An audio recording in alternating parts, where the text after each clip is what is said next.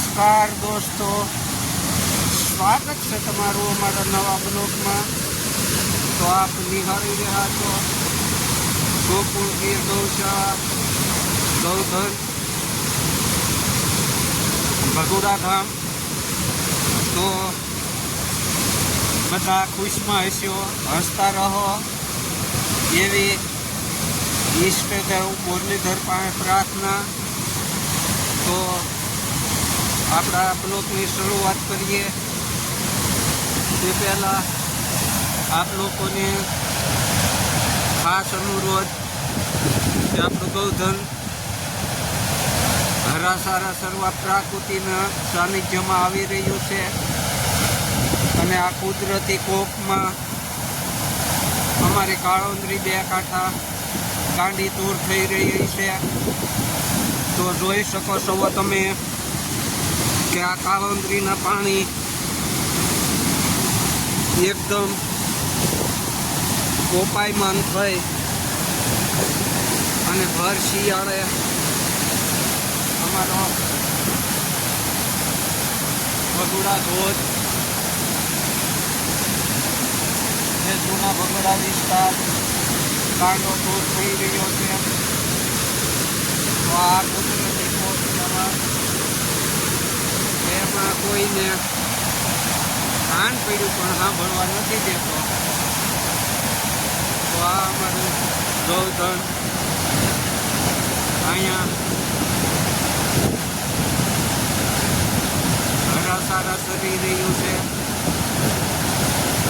અને કાળોંદરી ગાંડી દૂર થઈ રહી છે। તો આ એક આફતનું લહાવો લઈ રહ્યા છીએ, કારણ કે કુદરતી છે, કુદરતની મોર કોઈનું કાંઈ ન હાલે। આ ભીતિ સહન કરવાનો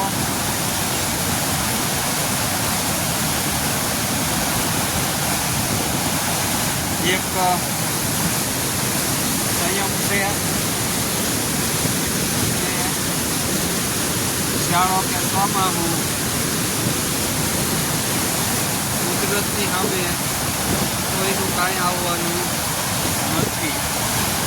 તો આ કુદરતીનું એક પ્રકોપ અને આપતી કહેવાય। તો આ અમારી ગળેડ માતા આમાં આવી રહ્યા છે અને અમારી મંગળા અને અમારે કશું છે જે અમે ખ્યાલ નથી, અમારી પૂજાને, અમારી તિલકને, મુરલીને, એ તો બસ અમારે આ ગૌરીને, કારણ કે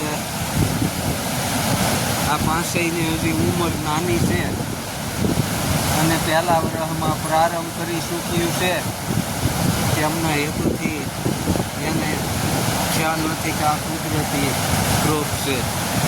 બાકી તો અમારે સંજૂન, ભગવતી, ગૌરી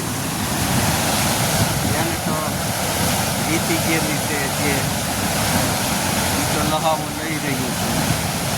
તો આ કુદરતી આફત સહન કરવાની શક્તિ મારા ખેડૂત મિત્રો અને દર્શક મિત્રોને સારું શક્તિ પ્રદાન કરે એવી ગૌ માતા પાસે આશીર્વાદ અને પ્રાર્થના કરીએ।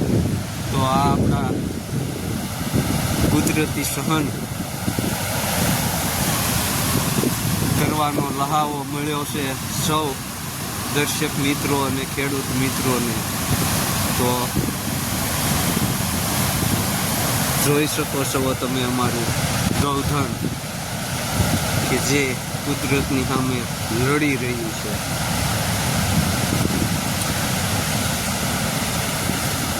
જય ગૌ માતા, વંદે ગૌ માતરમ। મળીએ પાછા નવા બ્લોકમાં।